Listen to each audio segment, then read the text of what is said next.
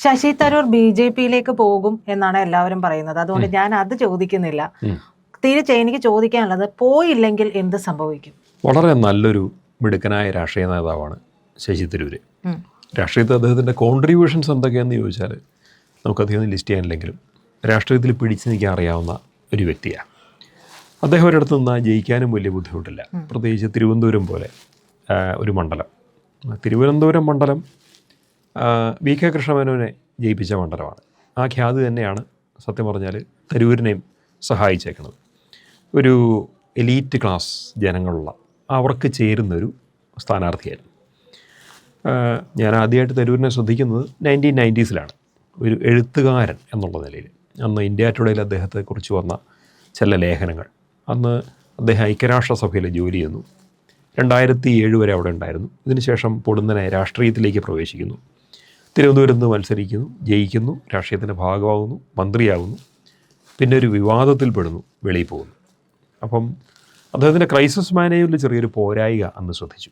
കാരണം എന്താണെന്ന് വെച്ചാൽ അന്ന് വന്ന വിവാദത്തിൽ നിന്ന് അദ്ദേഹത്തിന് രക്ഷപ്പെടാൻ പറ്റില്ല, രാജിവെക്കേണ്ടി വന്നു.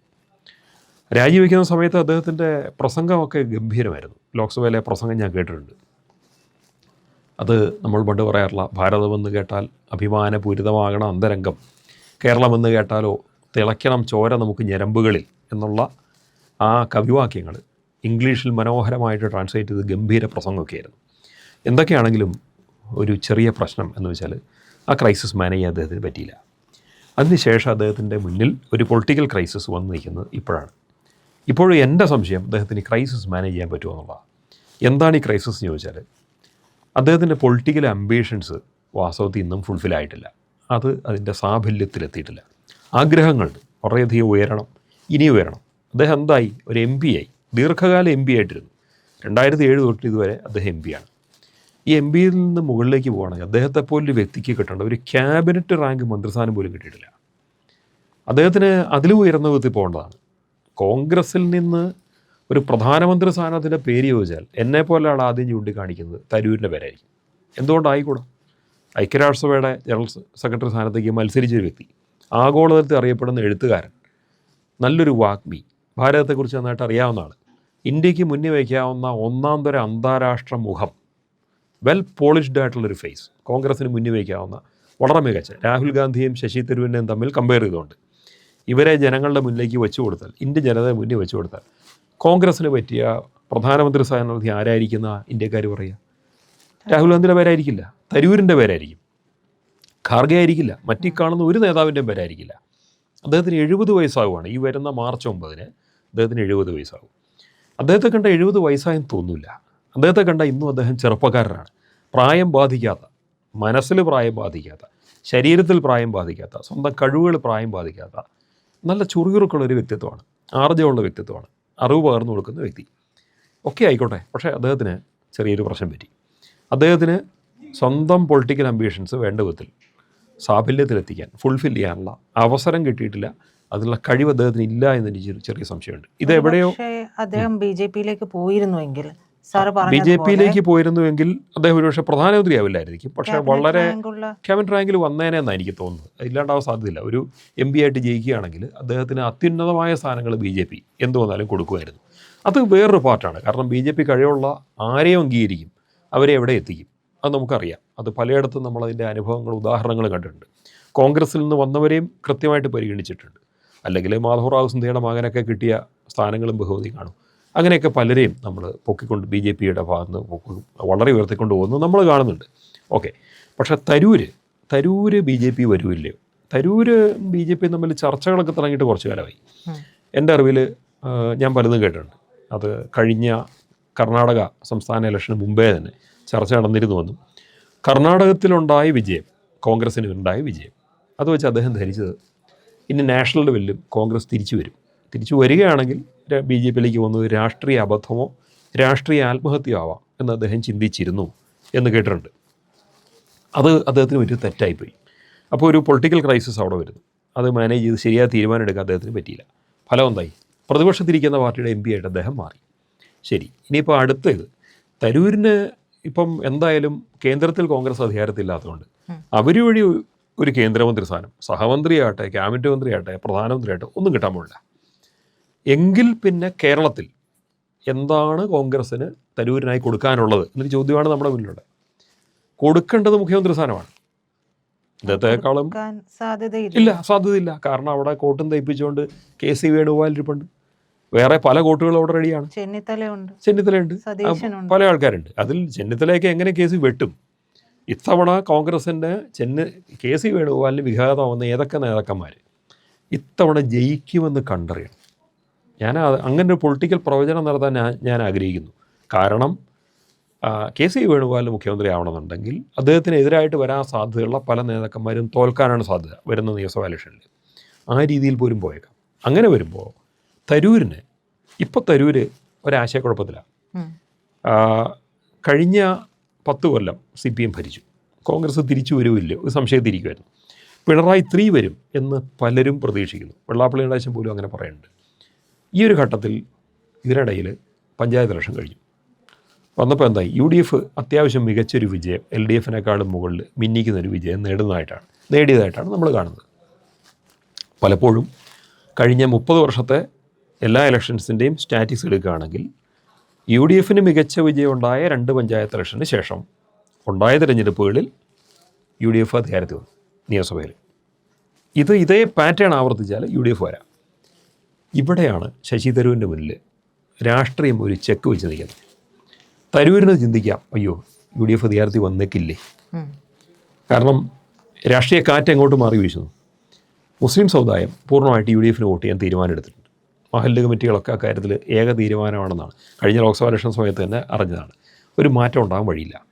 ക്രിസ്തീയ സമുദായവും അങ്ങനെ ഒരു മാറ്റത്തിലേക്ക് പോകുന്നതായിട്ട് കഴിഞ്ഞ ജൂലൈ 18-ാം തീയതി ക്രിസ്തീയ സമുദായത്തിലെ പല ഉന്നത മത നേതാക്കന്മാരുമായി UDF ചർച്ച നടത്തിയതായിട്ട് റിപ്പോർട്ടുണ്ട്. അതിന് പ്രകാരമാണെങ്കിൽ പല നേതാക്കന്മാരും UDFിന് അനുകൂല തീരുമാനം എടുത്തേക്കുന്നത്, അതായത് മത നേതാക്കന്മാർ.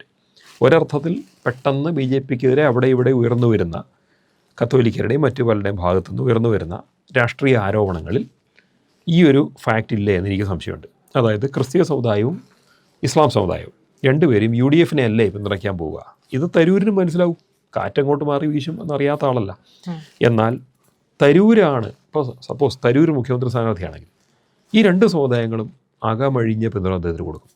ഈ പിന്തുണ അദ്ദേഹം മുമ്പ് ഉറപ്പാക്കിയിട്ടുണ്ട്. അതായത് കോൺഗ്രസിനകത്ത് തന്നെ മുമ്പ് ഒരു രാഷ്ട്രീയ കൊടുങ്കാറ്റുണ്ടാക്കിയ സമയത്ത് അദ്ദേഹം കേരളത്തിൽ പലയിടത്തും യാത്ര ചെയ്തു. ലീഗിൻ്റെയും മുസ്ലിം സമുദായത്തിൻ്റെയൊക്കെ പല നേതാക്കന്മാരെയും കണ്ടു, ബിഷപ്പുമാരെ പലരെയും കണ്ടു, ക്രിസ്തീയ നേതാക്കന്മാരെ പലരെയും കണ്ടു. മൊത്തത്തിൽ അവരിൽ നിന്നൊരു പിന്തുണ അദ്ദേഹം ഉറപ്പാക്കിയിരുന്നു, ഒരു രാഷ്ട്രീയ പിന്തുണ. ഇതെന്തിനദ്ദേഹം ചെയ്തു എന്ന് ചോദിച്ചാൽ നമുക്ക് കൃത്യമായ ഉത്തരവില്ല. ഒന്നുകിൽ കോൺഗ്രസ്സിൽ തന്നെ ഒരു വ്യക്തമായ ബലപരീക്ഷണം നടത്താൻ പറ്റിയ ഒരു നേതാവായിട്ട് സ്വയം ഉയർത്തി കാണിക്കാനുള്ള വ്യഗ്രതയുടെ ഭാഗമായിട്ട് ചെയ്തായിരിക്കും. അല്ലെങ്കിൽ പുതിയ രാഷ്ട്രീയ പാർട്ടി ഉണ്ടാക്കാനുള്ള സ്വന്തം സാധ്യതയിൽ നാട്ടിൽ നിന്ന് അത്ര പിന്തുണ അദ്ദേഹത്തിന് കിട്ടും എന്നുള്ള ടെസ്റ്റായിരിക്കും. എന്തായാലും അദ്ദേഹം ഹാപ്പി ആയിരുന്നു. ഇതിനിടയ്ക്കാണ് കോൺഗ്രസിനകത്തെ സംഘടനാ തിരഞ്ഞെടുപ്പൊക്കെ വരണം, അദ്ദേഹം മത്സരിക്കുന്നത്. അതിൽ അദ്ദേഹത്തിന് കുറച്ച് മികച്ച റെസ്പോൺസ് കിട്ടുന്നത്. ഇതെല്ലാം ഉണ്ടായി. അതിൻ്റെ അർത്ഥം എന്താണെന്ന് വെച്ചാൽ കോൺഗ്രസിനകത്ത് അദ്ദേഹത്തിന് പിന്തുണക്കാർ ധാരാളമുണ്ട്. പുറത്തും ഉണ്ടാകാം, ഇല്ല എന്നല്ല. അദ്ദേഹം ഇപ്പോഴും ഒരു സീറ്റ് നിന്നാൽ ജയിക്കും, ഇതില്ല എന്ന് പറയാൻ പറ്റില്ല. പക്ഷേ ശശി തരൂർ എടുക്കാൻ പോകുന്ന തീരുമാനം എന്ത്? ആ തീരുമാനം എന്ന് പറഞ്ഞാൽ അദ്ദേഹം രാഷ്ട്രീയത്തിൽ കോൺഗ്രസിൽ നിന്ന് വെളിയിലിറങ്ങാനാണെങ്കിൽ ആ തീരുമാനം എടുക്കേണ്ട സമയം ഈ മാസമാണ്, ജനുവരിയാണ്. കാരണം 2026 മെയ് മാസമാകുമ്പോൾ ഇലക്ഷൻ വരും. അത് മാർച്ച് കഴിയുമ്പോഴത്തേക്കും വിജ്ഞാപനം വരും. ഏപ്രിൽ ഒരു ഇലക്ഷൻ ചൂടിൻ്റെ കാലമായിരിക്കും. മെയ്യിൽ ഇലക്ഷൻ നടക്കും. മെയ് ഒരു 16 20 ആകുമ്പോഴത്തേക്കും അടുത്ത ഗവൺമെൻറ് അധികാരത്തിൽ വരും. അപ്പോൾ അതിന് മുമ്പ് റൈറ്റ് ടൈം അദ്ദേഹം പുറത്തിറങ്ങണമെങ്കിൽ ഈ ജനുവരിയാണ്. പഞ്ചായത്ത് ഇലക്ഷൻ കഴിഞ്ഞു. അതിനുശേഷമുള്ള വിശകലനത്തിന് വേണ്ടിയിട്ടാണ് അദ്ദേഹം വെയിറ്റ് ചെയ്തിരുന്നത് എനിക്ക് തോന്നുന്നത്. ആ വിശകലനത്തിൽ എന്ത് തീരുമാനം എടുത്തു എന്നറിയണമെങ്കിൽ ഇപ്പോൾ വേണം. അദ്ദേഹത്തിന് പുറത്തേക്ക് ഇറങ്ങണമെങ്കിൽ തിരുവനന്തപുരം സീറ്റ് രാജിവെക്കേണ്ടി വരും. അദ്ദേഹത്തിൻ്റെ MP സ്ഥാനം രാജിവെക്കണം. അങ്ങനെ വന്നാൽ ഒരു ഇലക്ഷൻ തിരുവനന്തപുരത്ത്, അതായത് MP സ്ഥാനത്തേക്ക് കൂടി, അത് നിയമസഭാ ഇലക്ഷൻ്റെ ഒപ്പം ഇലക്ഷൻ നടക്കാൻ സാധ്യതയുണ്ട്. അപ്പോൾ അവിടെ ഒരു സീറ്റ് വേക്കൻ്റ് ആകുന്നു. കോൺഗ്രസിൻ്റെ MPയെ നഷ്ടപ്പെടുന്നു. ആ MP ആരായിരിക്കണമെന്ന് തിരഞ്ഞെടുക്കാനുള്ള അവസരം. അങ്ങനെ കോൺഗ്രസ് നിന്ന് വെളിയിലിറങ്ങിയാൽ അദ്ദേഹത്തിന് മുന്നിൽ 2-3 ഓപ്ഷൻസ് ഉണ്ട്. ഒന്ന്, ഇടതുമുന്നണിയുടെ കൂടെ പോകാം, വേണമെങ്കിൽ CPM-ൽ അംഗമാകാം, അല്ലെങ്കിൽ NDAയുടെ ഭാഗമാവാം, NDAയിൽ BJPയിൽ അംഗമാവാം, സ്വന്തമായിട്ട് രാഷ്ട്രീയ പാർട്ടി രൂപീകരിച്ചുകൊണ്ട് തന്നെ ഇങ്ങനെയൊക്കെ ചെയ്യാം. ഒന്നുകിൽ ഇടതുമുന്നണിയുടെ കൂടെ പോകാം, അല്ലെങ്കിൽ NDAയുടെ അംഗമാകാം. ഇത് രണ്ടും അല്ലെങ്കിൽ UDFിന് ബദലായിട്ട് അദ്ദേഹത്തിൻ്റെ UDF ഒരു പുതിയ ഒരു മുന്നണിയെ സൃഷ്ടിക്കാം. അതിന് സ്വന്തമായിട്ട് രാഷ്ട്രീയ പാർട്ടി അദ്ദേഹം രൂപീകരിക്കണം. എന്നിട്ട് LDFിലെയും UDFിലെയും ഘടകകക്ഷികളെ അദ്ദേഹത്തിന് ക്ഷണിക്കാം, എൻ്റെ ഒപ്പം വരൂ എന്ന്. പക്ഷെ ഒരു കാര്യം ഉറപ്പാണ്, ശശി തരൂർ കോൺഗ്രസിൽ നിന്ന് വെളിയിലിറങ്ങിയാൽ വളരെ ഷുവറായിട്ട് പറയാവുന്ന ഒരു കാര്യം, കോൺഗ്രസ് ഫെയിലാവും, പരാജയപ്പെടും. കോൺഗ്രസ് വരുന്ന നിയമസഭാ ഇലക്ഷനിൽ വിജയിക്കില്ല. ഇപ്പം വിജയിക്കുമെന്നുള്ളൊരു പ്രതീതി ഉണ്ടെങ്കിൽ പോലും അവർ വിജയിക്കില്ല എന്നുള്ളതാണ് യാഥാർത്ഥ്യം. ഈ ഒരു വിജയിക്കില്ല എന്ന് വെച്ചാൽ UDF അധികാരത്തിൽ വരില്ല തരൂരിറങ്ങിയാൽ. തരൂരിറങ്ങി പുതിയൊരു രാഷ്ട്രീയ പാർട്ടി ഉണ്ടാക്കിയാൽ അദ്ദേഹത്തിന് അനുകൂലമായിട്ട് ചിന്തിക്കുന്ന നിരവധി പേരുണ്ടാവും, അവർ അദ്ദേഹത്തിൻ്റെ ഒപ്പം നിൽക്കുകയും ചെയ്യും. അത് ഒറ്റയ്ക്ക് ഒരു രാഷ്ട്രീയ ശക്തിയായി ഒരു മുന്നണിയായി ഭരണം പിടിക്കുമോ എന്നുള്ള ചോദ്യത്തിൽ എനിക്ക് സംശയമുണ്ട്. പക്ഷേ അതെന്ത് വന്നാലും UDFിൻ്റെ രാഷ്ട്രീയ ഭാവിയെ ഉറപ്പായിട്ടും ബാധിക്കും. മാത്രമല്ല, അദ്ദേഹം LDFിൻ്റെ ഒപ്പമാണെങ്കിൽ LDFിന് മികച്ചൊരു വിജയം ഉണ്ടാകാൻ സാധ്യതയുണ്ട്. ഇനി NDAയുടെ ഒപ്പമാണെങ്കിലും അത് തന്നെ സംഭവിക്കും. NDAയ്ക്ക് ഒരു മികച്ച വിജയം ഉണ്ടാവും. NDAയ്ക്ക് അങ്ങനെയെങ്കിൽ 30 സീറ്റിന് മുകളിൽ കൂടുതൽ ഇവിടെ നേടാൻ സാധിക്കും. പക്ഷേ ഇതുവരെയും പറഞ്ഞുകൊണ്ടിരിക്കുന്ന NDAയിലേക്ക് അല്ലെങ്കിൽ BJPയിലേക്ക് പോകുമെന്നാണ്. എന്നാൽ തരൂര് ഇത് പറയുന്നത് പോലെയാണ് തരൂരിന്റെ കാര്യം പറയുന്നത്. തരൂരിനെ കുറിച്ചുള്ള രാഷ്ട്രീയ വിശകലനങ്ങളിൽ മറ്റുള്ളവരാണ് പറയുന്നത് അദ്ദേഹം അങ്ങോട്ട് പോകുമായിരിക്കും. അദ്ദേഹത്തെക്കുറിച്ച് നിരീക്ഷിച്ച് കഴിയുമ്പോൾ കാണുന്ന കുറേ കാര്യങ്ങളുണ്ട്. നരേന്ദ്രമോദിയെ പ്രൈസ് ചെയ്യുന്നു, BJPയുടെ നയങ്ങൾ എതിർക്കുന്നില്ല, കോൺഗ്രസിന്റെ നയങ്ങൾ എതിർക്കുന്നുണ്ട്. ഇപ്പോൾ ചെന്നിത്തല പറയുന്നുണ്ട് ശശി തരൂർ 100% ഒരു പാർട്ടിക്കാരനല്ല. അതായത് അദ്ദേഹത്തിന്റെ പല നിലപാടുകളും വേറെ, അദ്ദേഹത്തിന്റെ കരിയർ വേറെയായിരുന്നല്ലോ. എന്നെ പോലെ മുഴുനീള പാർട്ടി പ്രവർത്തനത്തിലൂടെ വന്ന ഒരാളല്ല. അപ്പൊ അതിൻ്റെതായ രീതിയിലാണ് അദ്ദേഹം പെരുമാറുന്നത്. അത് വെച്ച് നോക്കിക്കൊണ്ട് കേരളത്തിലെ കോൺഗ്രസുമായിട്ട് എന്തെങ്കിലും ഒരു പ്രശ്നമുണ്ട് എന്ന് പറയാനാകില്ല. ഞങ്ങൾ ഒരുമിച്ച് ഒരു ടീമായിട്ട് തന്നെ ഇലക്ഷനെ നേരിടുമെന്നാണ് പറയുന്നത്. അങ്ങനെ നേരിടണം എന്ന് പറയുമ്പോൾ ഇത്രയും നാളത്തെ ആഗ്രഹമാണ് തരൂരിനെയും മുഖ്യമന്ത്രി കുപ്പായം എന്നുള്ളത്. അവിടെയാണ് KC വരുന്നത്. KC നിലവിൽ തന്നെ രണ്ടുപേരായിട്ട് പ്രശ്നത്തിലാണ്. രാഹുൽ ഗാന്ധി പറയുന്നുണ്ട് ഇപ്പോൾ ഒരുമിച്ച് നിൽക്കേണ്ട സമയമാണ്, മുഖ്യമന്ത്രി ആരാകണമെന്ന് ഹൈക്കമാൻഡ് തീരുമാനിക്കും എന്ന് പറഞ്ഞ് ആശ്വസിപ്പിച്ച് വെച്ചിരിക്കുന്ന ഒരു സാഹചര്യം കൂടിയുണ്ട്. പക്ഷെ അപ്പോഴും ഇവിടെ ഈ രണ്ടുപേർക്കും, ചെന്നിത്തലയ്ക്കും സതീശനും വിനയാകുന്നത് KCയുടെ ഹൈക്കമാൻഡിലുള്ള ബന്ധം തന്നെയാകും. അതിനെക്കുറിച്ചൊക്കെ ചെന്നിത്തലയ്ക്ക് വ്യക്തമായിട്ട് അറിയാം. അതായത് ആരെന്ത് എവിടെ ഏത് രീതിയിൽ നിലപാടെടുക്കുമെന്നും അതെങ്ങനെയൊക്കെ സ്വന്തം രാഷ്ട്രീയ നിലപാടുകൾക്കും മോഹങ്ങൾക്കും പാരയാകുമെന്നും വ്യക്തമായിട്ട് അറിയുന്ന ആളാണ്. അവിടെ ചെന്നിത്തല ഇത് പറയുമ്പോൾ KCക്ക് മുന്നിൽ പൊളിറ്റിക്കലായിട്ടൊരു ചെക്ക് വെച്ച് കൊടുക്കുകയാണ്. കാരണം അടുത്തതായിട്ട് ഇപ്പോൾ ചെന്നിത്തലയ്ക്ക് സ്വയം തോന്നുകയാണ് അദ്ദേഹത്തെ മുഖ്യമന്ത്രി സ്ഥാനത്തേക്ക് പൊക്കി കാണിക്കാൻ ഈ ഹൈക്കമാൻഡ് എന്ന് പറയുന്നവരുടെ വക്താക്കൾ തയ്യാറല്ല എങ്കിൽ പകരം തരൂരിനെ ആക്കണമെന്ന് ആവശ്യപ്പെട്ടുകൂടെ? വേണമെങ്കിലാവാം. അപ്പോൾ തരൂരിന് ഒരു രാഷ്ട്രീയ സപ്പോർട്ട് കൊടുക്കുക എന്നുള്ളതാവാം. പക്ഷേ ഞാൻ പറയണത് ചെന്നിത്തല പറയണതിനെ നോക്കുക എന്നുള്ളതല്ല, തരൂർ എന്ത് തീരുമാനം എടുക്കുന്നു എന്നുള്ളതാണ്. തരൂരിന് തോന്നുകയാണ് ചെന്നിത്തലയുടെ നിലപാട് കാരണം കോൺഗ്രസിനകത്ത് രാഷ്ട്രീയമായിട്ട് കൂടുതൽ പിന്തുണ തനിക്ക് കിട്ടാൻ പോവുകയാണ് എന്നാണെങ്കിൽ അദ്ദേഹത്തിൻ്റെ പ്രതീക്ഷ വരും, മുഖ്യമന്ത്രി സ്ഥാനത്തേക്ക് ഉയർത്തി കാണിക്കാൻ സ്വന്തം പേരുണ്ട് എന്നുള്ളത്. ഏത് കോൺഗ്രസിൻ്റെ അല്ലെങ്കിൽ UDFിൻ്റെ മുഖ്യമന്ത്രി സ്ഥാനാർത്ഥി എന്നുള്ള നിലയിൽ. പക്ഷെ അത് വരാത്തിടത്തോളം കാലം പ്രശ്നമാണ്. ഇപ്പോഴത്തെ നിലയ്ക്ക് കോൺഗ്രസ്സുകാർക്ക് ഒരാശ്വാസം ഉണ്ടെന്ന് ഞാൻ പറയുള്ളൂ. കാരണം ശശി തരൂരിന് കൺഫ്യൂഷൻ വരുന്ന ഒരു റിസൾട്ടാണ് പഞ്ചായത്ത് ഇലക്ഷൻ കൊടുത്തിരിക്കുന്നത്. അദ്ദേഹം ഒരു പൊളിറ്റിക്കൽ ക്രൈസിസിലാണിപ്പോൾ. അദ്ദേഹം കൺഫ്യൂഷനിലാണ്, ഇറങ്ങണോ വേണ്ടയോ എന്നുള്ളത്. ഈ ക്രൈസിസ് അദ്ദേഹത്തിന് ഇറങ്ങിയില്ല എങ്കിൽ, സപ്പോസ് UDF വിജയിച്ചെന്നിരിക്കട്ടെ, കൂടി വന്നാൽ അദ്ദേഹത്തിന് MLA ആയിട്ട് മത്സരിപ്പിച്ചാൽ മാത്രമേ എന്തെങ്കിലും നടക്കുകയുള്ളൂ. മത്സരിപ്പിക്കുകയില്ലയോ ഇത് നമുക്കറിയില്ല. ഇനി UDF വിജയിച്ചതിന് ശേഷം വേണം അദ്ദേഹത്തെ മുഖ്യമന്ത്രിയാക്കാം. പിന്നീട് ഏതെങ്കിലും ഒരു സീറ്റ് ഒരാൾ ഒഴിഞ്ഞിട്ട് അദ്ദേഹം മത്സരിച്ചാൽ മതി. അങ്ങനെ സംഭവിക്കാം. ഇങ്ങനെയൊക്കെ പണ്ടുണ്ടായിട്ടുണ്ട് ഈ നാട്ടിൽ. ഇതൊക്കെ അവിടെ നിൽക്കട്ടെ. പക്ഷേ അദ്ദേഹം എടുക്കുന്ന ഈ പൊളിറ്റിക്കൽ തീരുമാനം തെറ്റായി പോകുന്ന ഞാൻ പറയുള്ളൂ. UDFിനകത്ത് നിൽക്കാനാണ്, ഇല്ല കോൺഗ്രസിൻ്റെ ഭാഗമായിട്ട് നിൽക്കാനാണ് അദ്ദേഹം ആഗ്രഹിക്കുന്നതെങ്കിൽ ആ തീരുമാനം തെറ്റായി പോകുന്ന ഞാൻ പറയുള്ളൂ. കാരണം ഒന്ന്, MLA സീറ്റ് അദ്ദേഹത്തിന് കൊടുക്കില്ല. അപ്പോഴായിരിക്കും അദ്ദേഹത്തിന് മനസ്സിലാവുന്നത് മുഖ്യമന്ത്രി സ്ഥാനത്ത് സ്വന്തം പേരില്ല എന്നുള്ളത്. പേരുണ്ടെങ്കിൽ ഇപ്പോഴെങ്കിലും അതിനെക്കുറിച്ച് സംസാരം വരേണ്ട കാലമായി. അവസാന ഘട്ടത്തിൽ നിശ്ചയിക്കുന്നുള്ളതല്ല പറയേണ്ടത്. ശശി തരൂരിനെ പോലെ ആളെ മുഖ്യമന്ത്രി സ്ഥാനാർത്ഥിയാക്കാൻ കോൺഗ്രസ് താല്പര്യമുണ്ടെങ്കിൽ ആ രാഷ്ട്രീയ ചർച്ച തുടങ്ങി വയ്ക്കാൻ നേരമായി. ഇതുവരെ തുടങ്ങി വച്ചില്ല എങ്കിൽ അതിൻ്റെ മീനിങ് എന്താണ്? അതില്ല എന്ന് തന്നെയാണ്. ഇവിടെ തരൂർ തീരുമാനം എടുക്കണം. അദ്ദേഹം ഒരു രാഷ്ട്രീയ പാർട്ടി രൂപീകരിച്ചോ മറ്റേതെങ്കിലും രീതിക്കോ കോൺഗ്രസിൽ നിന്ന് വെളിയിൽ പോകുന്നതാണ് അദ്ദേഹത്തിൻ്റെ രാഷ്ട്രീയമായിട്ടുള്ള അഭിലാഷങ്ങൾക്ക് നല്ലത്. അല്ലെങ്കിൽ ഒന്നും ഉണ്ടാവില്ല. ഇനി എത്ര നാൾ അദ്ദേഹത്തിന് മത്സരരംഗത്തുണ്ടാകാൻ പറ്റും? കൂടി വന്ന ഒരു ഇലക്ഷൻ കൂടി, കാരണം പ്രായം കൂടി വരികയാണ്. ഇനി അടുത്ത ലോക്സഭാ ഇലക്ഷൻ വരുമ്പോൾ തന്നെ അദ്ദേഹത്തിന് 74 വയസ്സ് തികയും. അത് ഒരെണ്ണം കൂടി മത്സരിക്കുമായിരിക്കും. അതിനപ്പുറത്തേക്ക് പോകാൻ പറ്റുമോ എന്നൊരു സംശയം മുന്നിൽ നിൽപ്പുണ്ട്. ശാരീരിക ക്ഷീണങ്ങൾ അദ്ദേഹത്തെ ബാധിക്കാൻ സാധ്യതയുണ്ട്. അപ്പോൾ അതുകൊണ്ട് തന്നെ ഒരവസരം കഴിഞ്ഞ് അടുത്ത അവസരത്തിലേക്ക് മുഖ്യമന്ത്രി സ്ഥാനം പോലും അദ്ദേഹത്തിന് നോക്കിയിരിക്കാൻ പറ്റില്ല. ആവണമെങ്കിൽ ഇപ്പോൾ ആകണം.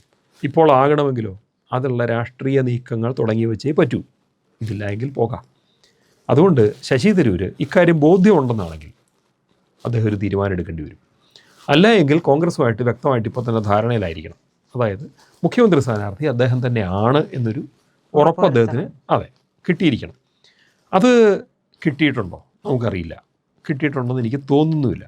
ഉണ്ടെങ്കിൽ അദ്ദേഹം പലപ്പോഴും ഒരു പരിധിവരെ ഒരു മോഡി സപ്പോർട്ടിലോ BJPയെ കുറച്ചൊക്കെ പൊളിറ്റിക്കലായിട്ട് കുരുക്കിലാകാത്ത വിധത്തിലുള്ള പ്രസ്ഥാനം നടത്തുന്നോ ഉണ്ടാവില്ല. ചെന്നിത്തല പറയണത് അദ്ദേഹം മുഴുവൻ സമയ രാഷ്ട്രീയക്കാരനല്ല എന്നുള്ളതുകൊണ്ട് ഇങ്ങനെ സംഭവിക്കുന്ന അത് പറയാൻ പറ്റില്ല. കാരണം എന്താണെന്ന് വെച്ചാൽ ഇന്ദിരാഗാന്ധിയുടെ കാലം തൊട്ട് ഈ കോൺഗ്രസിൻ്റെ ഉൾത്തളങ്ങൾ കണ്ടു വളർന്ന ആളാണ് തരൂർ.